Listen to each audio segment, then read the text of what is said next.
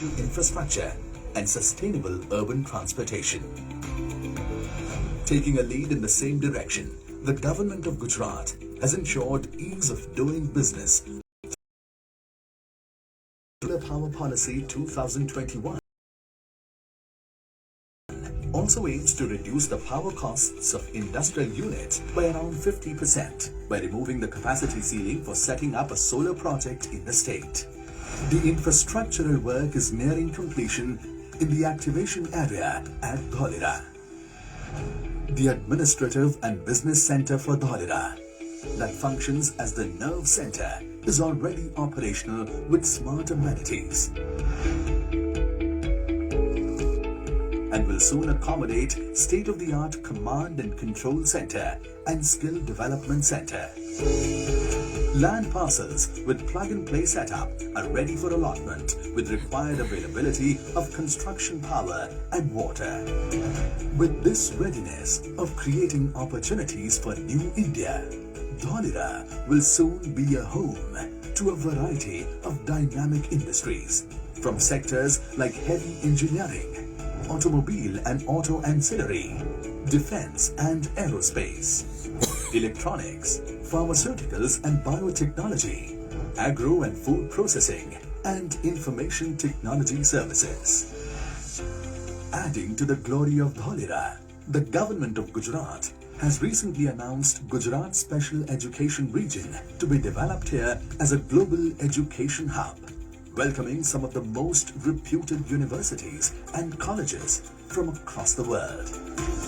With a massive magnitude of developmental work taking shape each day, Dholera is turning into a reality and is now ready to welcome you and your aspirations. Live, work, and flourish in Dholera. Dholera, India's own global smart city.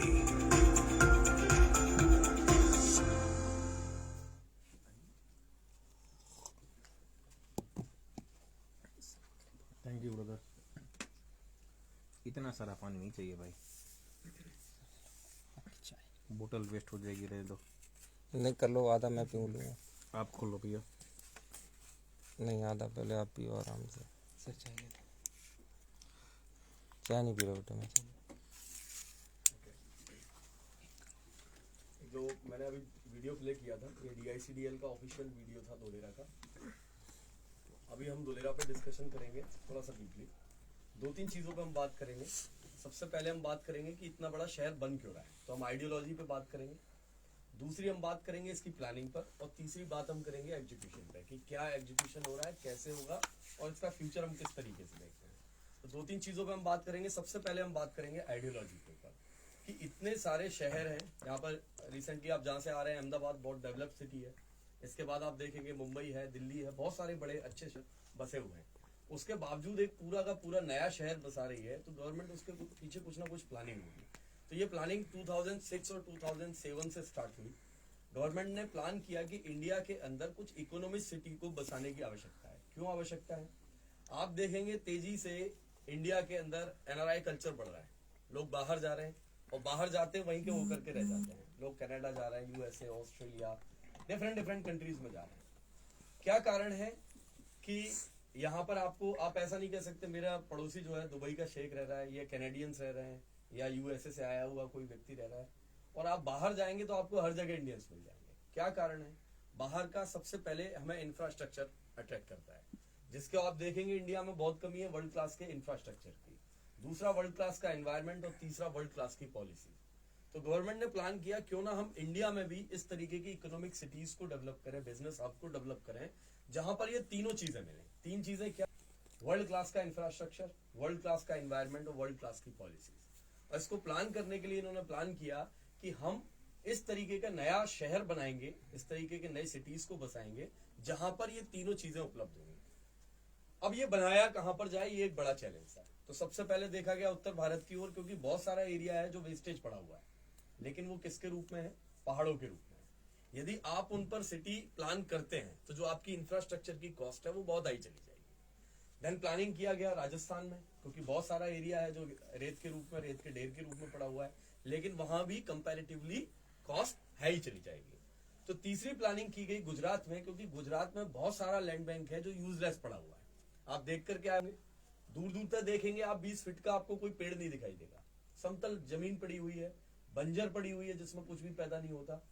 तो उस समय तत्कालीन जो मुख्यमंत्री थे यहाँ पर 2009 में, नरेंद्र मोदी जी, उन्होंने प्लान किया कि हम यहाँ पर भारत का पहला ग्रीनफील्ड शहर यहाँ पर बसाएंगे।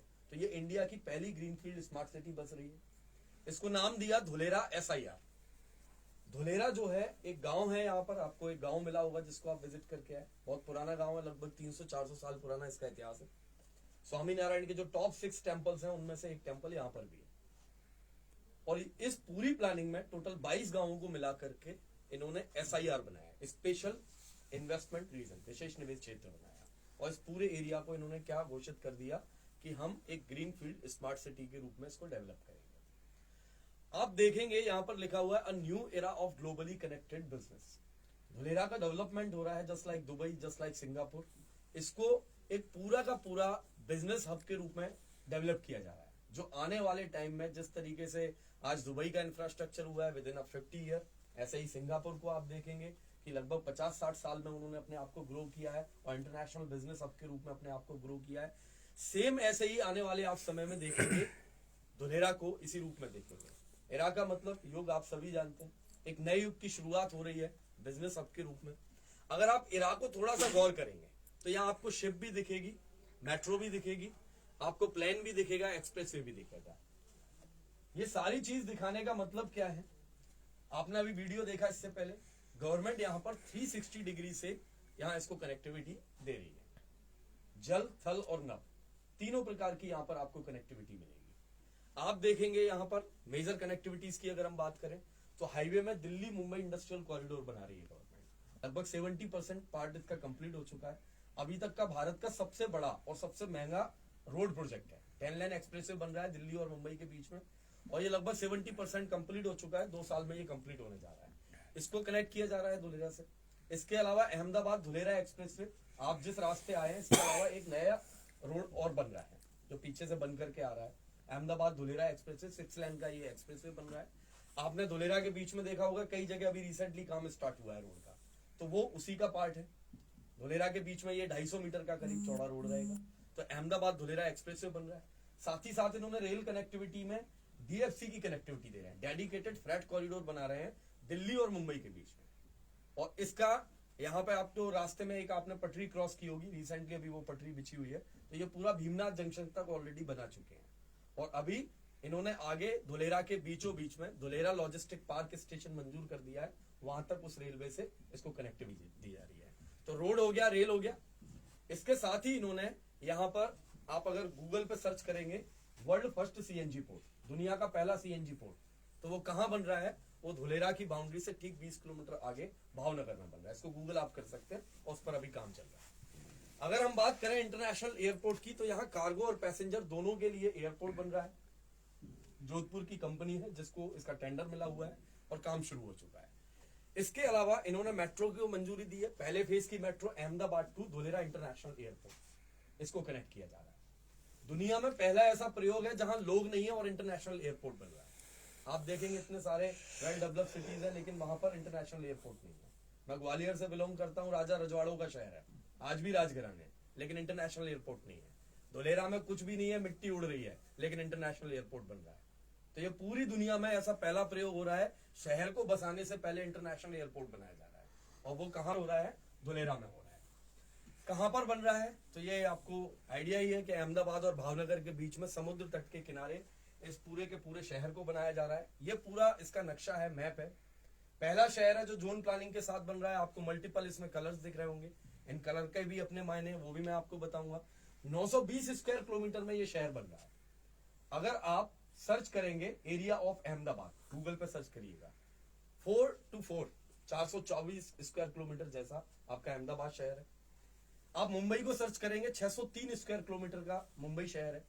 आप सिंगापुर को सर्च करेंगे, 728 स्क्वायर किलोमीटर का सिंगापुर पूरा का जो कंट्री है वो इतने बड़े एरिया में बसी है। लेकिन अगर आप धुलेरा को सर्च करेंगे तो 920 स्क्वायर किलोमीटर एरिया, यानी कि अहमदाबाद से ठीक डबल। अगर हम सिंगापुर से कंपैरिजन करें तो लगभग 1.5 गुना बड़ा। और अगर इसमें आप एयरपोर्ट, चूंकि एयरपोर्ट इस एरिया में बन रहा है और पोर्ट इस तरफ बन रहा है, अगर आप इन दोनों एरियाज को अगर कैलकुलेट कर लें तो ये दिल्ली एनसीआर से भी बड़ा हो जाता है। इतने बड़े एरिया में जीरो लेवल से एक पूरा का पूरा नया शहर बनाया जा रहा है। प्लानिंग क्या है, तो हर जोन को पहले से डिसाइड किया हुआ है। आप जितना भी इसमें येलो कलर देख रहे हैं ये सारा का सारा रेजिडेंशियल एरिया है। पर्पल कलर जो आपको दिखाई दे रहा है ये सारा का सारा इंडस्ट्रियल एरिया है। जो आपको डार्क येलो दिख रहा है ये सारा का सारा हाई एक्सेस कॉरिडोर है, जिसमें 50 फ्लोर तक आप बना सकते हैं। 50 माले तक की इमारत यहाँ पर बनाई जा सकती है, उसकी परमिशन है। जितना भी आपको ये पिंक एरिया दिख रहा है ये एजुकेशन जोन और आईटी पार्क के लिए रिजर्व रखा हुआ है।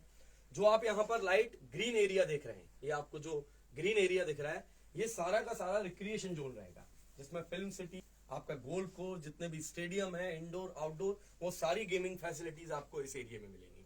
जो आउटर ग्रीन दिख रहा है आपको, ये पतली सी लाइन दिख रही है जो, ये सारा का सारा टूरिज्म और रिजॉर्ट के लिए रखा गया है। तो हर चीज यहाँ पर क्या है, प्री प्लान्ड है कि कहां पर किस एरिया में और क्या क्या एक्टिविटी होंगी। मध्य में आपको एक व्हाइट लाइन दिख रही है, ये धुलेरा के बीचों बीच में 250 मीटर का एक्सप्रेसवे बनाया जा रहा है, जो आपको रास्ते में कई जगह जिसका काम चलते हुए भी दिखा हुआ, पिलर्स खड़े हो रहे हैं। तो अभी रिसेंटली इसका काम शुरू हुआ, आगे बहुत तेजी से काम चल रहा है। सारे इलाके में लैंड फिलिंग चल रही है, तो ये इसका भी काम बहुत तेजी से चल रहा है।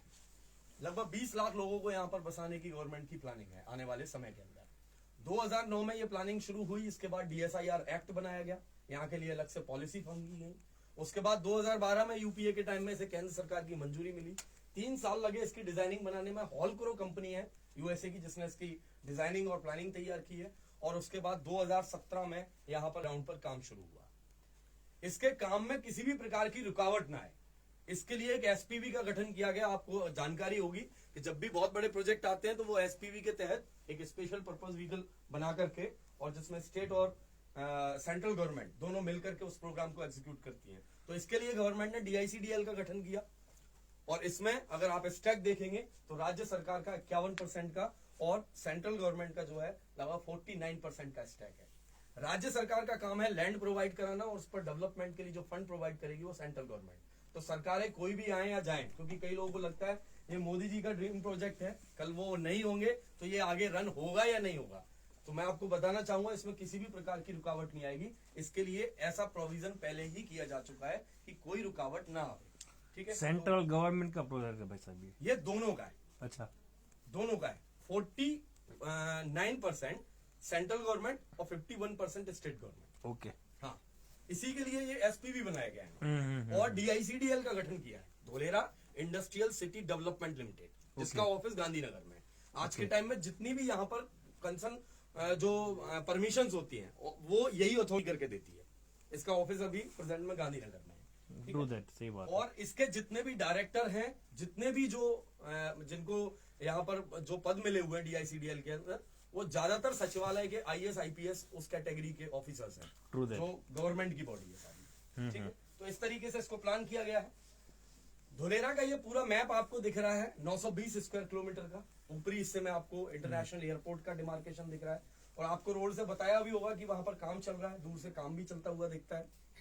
ये जो बीच में आपको कलरफुल एरिया दिख रहा है, ये वो एरिया है जिसके अंदर में कंस्ट्रक्शन होना है। 422 स्क्वायर किलोमीटर एरिया में डेवलपमेंट होगा। रेस्ट एरिया ओपन रहेगा, जैसे कि सोलर पार्क जहां बन रहा है, तो वहां किसी भी प्रकार के इंफ्रास्ट्रक्चर की आवश्यकता नहीं है। इसी तरीके से कुछ जमीन यहाँ पर डिफेंस को भी अलॉट की गई है। इसके साथ में विंड मिल्स को बनाने का प्लान है। इसके अलावा ग्रीन स्पेस के लिए भी काफी सारी जगह छोड़ी हुई है। 422 स्क्वायर किलोमीटर जैसा यहाँ पर डेवलपमेंट प्लान है गवर्नमेंट का। गवर्नमेंट ने इसको टीपी प्लान में किया है। आप देखते हैं कि गवर्नमेंट जब भी कोई इंफ्रास्ट्रक्चर प्लान करती है तो टाउन प्लानिंग स्कीम बनाती है, तो धुलेरा के लिए भी बनाई गई है। ये पूरे धुलेरा का मैप है। जो कलरफुल एरिया है वो आपको यहाँ दिख रहा है, ये टाउन प्लानिंग 1 है, ये 2 है, 3, 4, 5, 6। इसमें से जो ब्लू एरिया आपको दिख रहा है हाईलाइट किया हुआ, ये एरिया अभी प्रेजेंट में कंप्लीट हो चुका है। अगर आप गौर करेंगे तो आपको यहाँ पर एक ग्रीन में पूरा डिमार्केशन दिख रहा है। तो गवर्नमेंट ने क्या किया, इन 6 टीपीज को, जो 6 टीपी प्लान बनाए हैं, उनको 27 सब टीपीज में डिवाइड किया है, ताकि उनकी प्लानिंग इजीली तैयार हो सके। तो उन 27 में से जो 13 सब टीपीज हैं वो पहले फेज में डेवलप होना है, जिसको हम बोलते हैं लीनियर डेवलपमेंट। 167 स्क्वायर किलोमीटर, लगभग चंडीगढ़ से 1.5 गुना बड़ा जो एरिया है वो पहले फेज में डेवलप होना है, जिसमें से 22.5 स्क्वायर किलोमीटर का जो एरिया है ये वाला, जो यहाँ पर भी 6 किलोमीटर की आर्टिफिशियल रिवर बन चुकी है, और भी बहुत सारा काम है। मॉडर्न कनेक्टिविटी जो आप देख करके आए हैं, ऑलमोस्ट काफी कुछ डेवलपमेंट हो चुका है। आने वाले 4 से 5 साल में गवर्नमेंट का ये प्लान है लीनियर डेवलप करने का। ये लीनियर का मतलब मैं आपको समझाता हूं। यहां आपको जो व्हाइट रोड दिख रही है ये डेवलप करना है, उसके साथ ही साथ इसके दोनों तरफ ये पूरे 30 किलोमीटर में डेवलपमेंट करने का गवर्नमेंट का प्लान है। जब यहां से आप एंटर होंगे और यहाँ एग्जिट होंगे तो ये करीब 30 किलोमीटर का एक्सप्रेसवे है। इसके दोनों तरफ आने वाले आपको 4 से 5 साल में डेवलपमेंट दिखेगा। फिर सेकंड फेज में उसके पीछे, और फिर थर्ड फेज में कंप्लीट डेवलपमेंट होगा। जो थर्ड फेज कंप्लीट होगा वो 42 में कंप्लीट होगा, यानी 2042 में इसका लास्ट फेज कंप्लीट होगा। सेकंड फेज इसका कंप्लीट होगा 32 में। 60% 70% जैसा शहर लगभग 32 तक कंप्लीट होगा, और जो लास्ट फेज है 100% वो आपका जो डेवलपमेंट प्लान कंप्लीट होगा वो 42 में होगा। तो ये इसके डेवलपमेंट की प्लानिंग है। दुनिया का सबसे बेहतरीन शहर इसको बनाया जा रहा है, इंटरनेशनल बेंचमार्किंग की गई है, वर्ल्ड क्लास का इंफ्रास्ट्रक्चर बन रहा है। कैसे बन रहा है थोड़ा सा आप समझिए। 3 साल इसकी प्लानिंग करने को लगे, डिजाइनिंग करने को लगे। क्या इन्होंने स्टडी किया वो आपको समझने वाली बात है, और बड़ी इंपॉर्टेंट बात है। आज लोग कनाडा, यूएसए, ऑस्ट्रेलिया जाने कहां जाते हैं। आने वाले वक्त में धुलेरा के अंदर लोग रहेंगे। क्यों रहेंगे, ये अब कंसेप्ट समझने वाली बात है। इन्होंने बनाने से पहले ये स्टडी किया कि दुनिया में रोड सबसे अच्छे कहां पे हैं, रोड डिजाइन कहां के अच्छे हैं। लंदन, न्यूयॉर्क और सिंगापुर दुनिया के सबसे बेस्ट रोड कहां पर है, इन 3 कंट्रीज के अंदर है। तो इन्होंने वो मॉडल कहां से अडॉप्ट कर लिया, वहां से अडॉप्ट किया।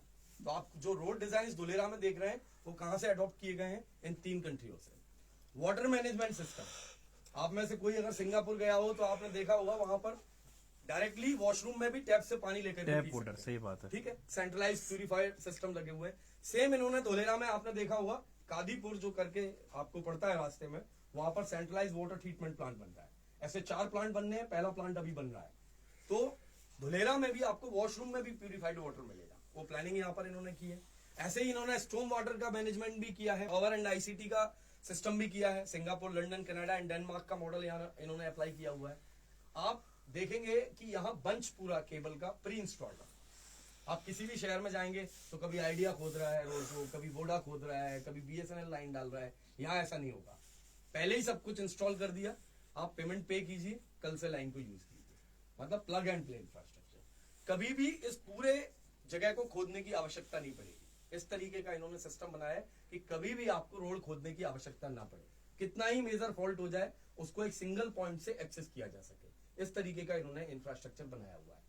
सॉलिड वेस्ट, आप देखेंगे किसी भी आप शहर में चले जाइए, अहमदाबाद आपने देखा हुआ है कचरे का बहुत बड़ा ढेर सा बना हुआ है, पूरा शहर का कचरा पिराना इकट्ठा। के पास। हाँ, दिल्ली आप जाएंगे तो बहुत बड़ा पहाड़, यहाँ से भी 5-10 गुना बड़ा पहाड़ बना हुआ है। बड़ा हुआ है। ठीक है, यानी कचरे के ढेरों से पहाड़ बन गए। इन्होंने पहले दिन से यहाँ पर वेस्ट मैनेजमेंट को बहुत अच्छे से प्लान किया है, चाहे सॉलिड वेस्ट हो या लिक्विड वेस्ट हो।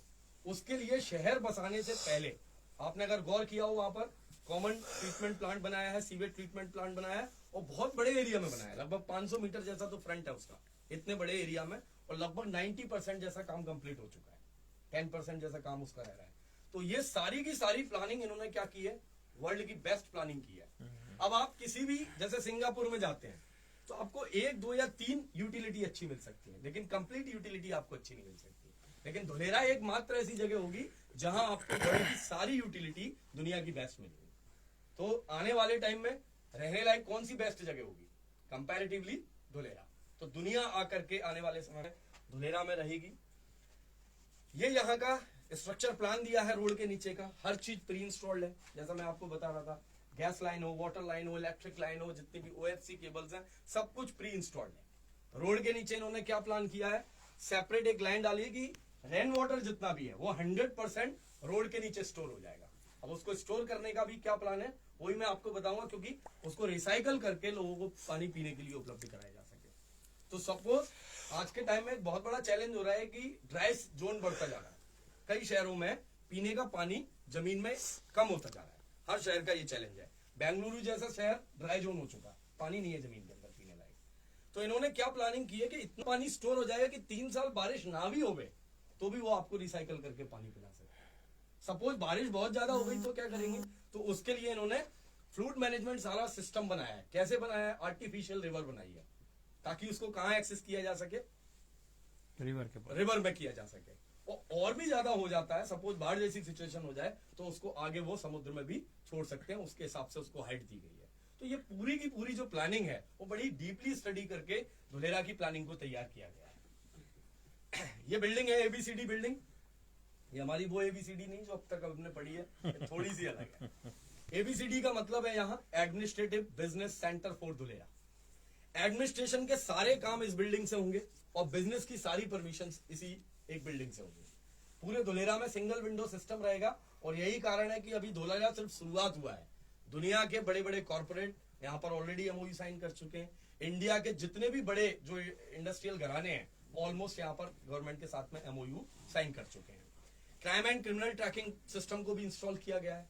किसी भी प्रकार का आप क्राइम करते हैं, कानून तोड़ते हैं, तो आपको इजिली यहाँ पर सिंगल जो है बिल्डिंग के थ्रू आपको यहाँ से ट्रेस किया जा सकता है। वो सिस्टम, वो टेक्नोलॉजी यहाँ पर इंप्लीमेंट की गई है। धुलेरा में ग्रीनरी का विशेष ध्यान रखा गया है। हर 400-800 मीटर के ऊपर, हर 4000 मीटर में एक गार्डन को प्लान किया है। हर जगह वॉकवे, साइकिल ट्रैक आपने देखा ही होगा, हर रोड के किनारे बने हुए हैं। उस साइकिल ट्रैक के भी दोनों तरफ इन्होंने प्लांटेशन किया हुआ है ताकि इजीली आप छांव में चल के जा सकें, साइकिल चला करके जा सकें। इंडस्ट्रीज के लिए विशेष फोकस किया है। देखो इंडस्ट्री क्यों आ रही है, सबसे इंपॉर्टेंट बात समझने की ये है। टाटा जैसी कंपनी ऑलमोस्ट यहाँ पोजीशन मिल गया है, लिथियम बैटरी का प्लांट लगाने जा रहे हैं। रिलायंस ऑलरेडी एमओयू साइन कर चुका है, अडानी ऑलरेडी है, महिंद्रा एंड महिंद्रा, एयरबस आपने नाम सुना होगा, बोइंग, एयरबस जो विमान बनाती है कंपनियां, एयरबस ऑलरेडी यहाँ पर एमओयू साइन कर चुका है विमानों की असेंबलिंग के लिए। एमआरओ सिस्टम यहाँ लगने जा रहा है इंडिया में फर्स्ट टाइम, वो भी धुलेरा में। इसके अलावा चाइनीज बिजनेस पार्क बनाने के लिए गवर्नमेंट के साथ एमओयू साइन कर चुका है। दुबई जो अभी आपको पता होगा कि दुबई एक्सपो चल रहा है, उसमें लगभग 19 एमओयू साइन हुए हैं धुलेरा के लिए। अभी रिसेंटली आपके भूपेंद्र भाई जो नए आपके सीएम बने हैं वो अभी दुबई विजिट करके आए 7-8 दिन के लिए। तो बहुत सारे एमओयू इन्होंने साइन किए हैं अलग अलग सेक्टर्स में। इसके अलावा ब्रिटिश कमिश्नर अभी पूरा पीछे आया था, 6 लोगों का पैनल, वो अलग अलग सेक्टर्स में एमओयू साइन करके गए। आप बिलीव करेंगे यहाँ ऑक्सफोर्ड और येल यूनिवर्सिटी का भी पैनल यहाँ पर विजिट कर चुका है। गूगल ने रिसेंटली विजिट किया। और मैं जितनी बातें कह रहा हूं ये किसी ना किसी रेफरेंस के ब्याप पर कह रहा हूं, मतलब ऐसा नहीं है कि मैंने सिर्फ बोल दिया। मेरे पास वो एविडेंस, वो फैक्ट्स, वो फिगर, सब कुछ डाटा है जो मैं आपको बता सकता हूं कि ऐसा हुआ है। मेरे पास प्रेस रिलीज है, मेरे पास मीडिया के सोर्सेज हैं जिनके थ्रू मैं आपको बता सकता हूं कि एग्जैक्टली वो लोग यहाँ पर आकर के गए हैं और यहाँ विजिट करके गए हैं। तो इतने सारे इंडस्ट्रियल यहाँ पर एमओयू हो रहे हैं। अब क्यों आ रही है इंडस्ट्रीज, इसके लिए मैं आपको 1-2 बातें बता देता हूँ छोटी सी। लैंड अलॉटमेंट इजी रखा है इन्होंने। इंडस्ट्री के लिए बहुत सारी इन्होंने टैक्सेशन रिबेट्स दी हुई है। यहाँ पर भारत के अंदर सबसे सस्ती इंडस्ट्रियल इलेक्ट्रिसिटी और लो कॉस्ट पे आपको यहाँ मिलेगी। अब क्यों ये खुद पैदा करेंगे, कहां से करेंगे? दुनिया का सबसे बड़ा सोलर पार्क यहाँ बना रहे हैं, दुनिया का 5000 मेगावाट का सोलर पार्क बनना है, जिसमें से पहले फेज का 400 मेगावाट का टाटा ने अभी बनाया है। और अगर आप उसको गूगल अर्थ पे जाकर के उसकी डायमेंशन मापेंगे तो 5 किलोमीटर में भाई जी पैनल डल चुके हैं। आप उधर गए नहीं होंगे अभी, 5 किलोमीटर में पैनल डले हुए हैं और 1.5 से 2 किलोमीटर का विड्थ है। इतने एरिया में पैनल डल चुके। झांकी के पहले आता है ना ये? नहीं, ये महादेवपुरा पे, महादेवपुरा, उसके बाद झांकी आता है। हाँ, उसके बाद झांकी आएगा। ओके, हाँ, उससे पहले ये जी भाई साहब 4A के जस्ट बैक साइड में मान लीजिए CRZ में। तो वहां पर इस तरीके का, क्योंकि इलेक्ट्रिसिटी सस्ती मिलेगी, जो इंडस्ट्रियल वाटर है, पोर्टेबल वाटर, वो सस्ता मिलेगा। तो जो चीजें चाहिए होती है, प्लग एंड प्ले इंफ्रास्ट्रक्चर उन्होंने रखा है। जो एम्प्लॉय आए उनके लिए पहले दिन से प्लानिंग की है। अभी यहाँ पे 200 बेड का जो ECS का जो हॉस्पिटल है वो भी प्रस्तावित हो चुका है यहाँ पर एक्टिवेशन एरिया के अंदर। तो बहुत सारी जो प्लानिंग है गवर्नमेंट ने यहाँ पर की है। रिसेंटली अभी 5 कंपनियों को यहाँ पोजीशन मिल चुका है जो वहां पर लैंड फिलिंग कर रहे हैं। आपने देखा होगा कई सारे मिट्टी के डंपर आ रहे हैं और लैंड फिलिंग चल रही है। तो वो जो लैंड फिलिंग जितनी भी चल रही है वो इन 5 कंपनियों के लिए चल रही है, जिनके प्लांट वहां पर खड़े होने वाले हैं। आने वाले 6 महीने बाद आप आएंगे तो आपको वहां कुछ ना कुछ फिर चेंज मिलेगा। जो भी 6 महीने बाद आता है उसको चेंज मिलता है। 2 महीने पहले जो आया था वो हाईवे का काम नहीं चल रहा था, डिमार्केशन हुआ, फिर काम चालू हो गया। आप 1 साल पहले जो भी व्यक्ति आया है तो सोलर पार्क का नामो निशान नहीं था, बोर्ड भी नहीं लगा था 1 साल पहले। अभी 1 साल में पूरा तैयार कर दिया। तो आप जब भी हर बार आएंगे आपको कुछ ना कुछ धुलेरा के अंदर परिवर्तन मिलेगा। ये पहला शहर है जिसको प्लैटिनम रैंकिंग मिली है वॉशिंगटन के बाद पूरे वर्ल्ड में। ये दूसरा आप कह सकते हैं, और इंडिया की पहली ऐसी सिटी है जिसको प्लैटिनम रैंकिंग मिली है। क्यों मिली है? डिजाइनिंग, प्लानिंग, एग्जीक्यूशन, हर चीज के ऊपर जो यहाँ पर जो चीजें दी जा रही हैं, हर चीज को इन्होंने बहुत अच्छे तरीके से प्लान किया है। प्लग एंड प्ले इंफ्रास्ट्रक्चर रखा है, 360 डिग्री इसको कनेक्टिविटी दी है, वर्ल्ड क्लास का इंफ्रास्ट्रक्चर बनाया। ऐसे बहुत सारे रीजन है, दैट्स व्हाई इसको प्लैटिनम रैंकिंग यहाँ पर मिली हुई है। थोड़ी सी मैं आपको प्लानिंग बता देता हूँ। जो मैं 27 सब टीपीज बता रहा था कि 6 टीपी है, उनको 27 सब टीपी, तो ये डिमार्केशन है 27 सब टीपी का। और मैं लीनियर प्लान आपको बता रहा था जो पहले फेज में बनने वाला है, तो उसको भी आप समझ सकते हैं। ये लगभग 13 सब टीपीज हैं जो हमने यहाँ पर लिख भी रखे हैं। इनमें से 2 सब टीपी हैं 2A और 4A जो ऑलमोस्ट यहाँ पर कंप्लीट हो चुके हैं। तो इस तरीके से इसका काम चल रहा है। थोड़ा सा मैं आपको लैंड पॉलिसी भी यहाँ की बता देता हूँ, क्योंकि मुझे लगता है कि ये भी आपको थोड़ा सा समझ लेना चाहिए। यहाँ पर क्या है, गवर्नमेंट ने क्या प्रोविजन किया है, लैंड पॉलिसी जो बनाई है धुलेरा के लिए, कि जितने भी किसानों की जमीन जो धुलेरा के जो एक्वायरमेंट एरिया में आ रही है, उसमें 50% जो है उस पॉलिसी के तहत प्रशासन की जगह हो जाएगी किसानों की, और 50% वो किसानों के पास रहेगी। अब किसानों को किस तरीके से, उसका ठीक 50% गवर्नमेंट डेवलप करके देगी, जहां रोड, रास्ते, मॉडर्न कनेक्टिविटी बना करके देगी। जैसे ये एक एक्चुअल खेत था, तो खेतों के ऊपर, हर खेत के ऊपर रोड रास्ते नहीं होते, तो गवर्नमेंट ने क्या किया, यहाँ 24 मीटर का रोड बना दिया और उसको ठीक 50% का ये चौकोर पोजीशन दे दिया। अब इसमें ये क्या कर सकता है, जिस जोन में भी है वो कलर के हिसाब से हम जोन पता कर सकते हैं। इंडस्ट्रियल में है तो वो इंडस्ट्री लगा सकता है, रेजिडेंशियल में है तो वो कॉलोनी काट सकता है, अगर एजुकेशन जोन में है तो वो कॉलेज, यूनिवर्सिटी बना सकता है। अब अगर वो ये एक भी काम नहीं कर सकता तो ज्वाइंट वेंचर में किसी के साथ कर सकता है। जैसे भावेश जी अगर कॉलेज चलाते हैं तो वो अपना कॉलेज खोलेंगे, लेकिन वो ज्वाइंट वेंचर में प्लान कर सकते हैं। अगर वो ज्वाइंट वेंचर में भी नहीं करना चाहता तो वो भावेश जी को जगह बेच सकता है, भावेश जी अपना वहां कॉलेज बना सकते हैं, यूनिवर्सिटी बना सकते हैं, इंडस्ट्री लगा सकते हैं। जिस जोन में भी आ रहा है उसके हिसाब से उस काम को किया जा सकता है। तो ये गवर्नमेंट ने यहाँ पर प्रोविजन किया हुआ है। मिनिमम प्लॉट एरिया भी गवर्नमेंट ने यहाँ पर डिसाइड किया है। यदि आप रेजिडेंशियल जोन में जाते हैं तो 240 स्क्वायर यार्ड जैसा मिनिमम एरिया कारपेट यहाँ पर प्लान किया है। इंडस्ट्रियल में जाते हैं तो 1200, हाई एक्सेस में जाते हैं जिसमें हाई राइज टावर बनेंगे तो 1800 गज के करीब, और नॉलेज एंड IT में जाते हैं तो लगभग 1800, और सेम सिटी सेंटर में भी इतना ही एरिया को प्लान किया गया है। अब सबसे इंपॉर्टेंट बात यह है कि आप तो चलो लोकल से ही हैं, अहमदाबाद रह रहे हैं, यहाँ भी बाहर आप देखेंगे तो कोई व्यक्ति महाराष्ट्र से आया हुआ है, कोई राजस्थान से आया है। मतलब अगर हम कहें कि हम नॉर्थ इंडिया से लेकर के साउथ इंडिया तक, ठीक है, और ईस्ट से लेकर के वेस्ट तक, यहाँ लोग आकर के इन्वेस्ट कर रहे हैं। जो इंडियंस कनाडा, ऑस्ट्रेलिया, न्यूजीलैंड या पूरे विश्व में कहीं भी बसे हैं, वो लोग आकर के धुलेरा में निवेश कर रहे हैं। अगर हम अपने क्लाइंट बेस की बात करें तो हमने दुबई में भी प्लॉट सेल किए हैं, यूके में भी किए हैं, ऑस्ट्रेलिया में भी किए हैं, तो डिफरेंट जगह पर हमने प्रॉपर्टी सेल की हुई है। अब आप सोच के देखिए, लोग वहां से यहाँ पर आ रहे हैं तो क्या रीजन है। तो थोड़ा सा आप रीजन समझ लीजिए, फिर आपका कॉन्सेप्ट क्लियर हो जाएगा।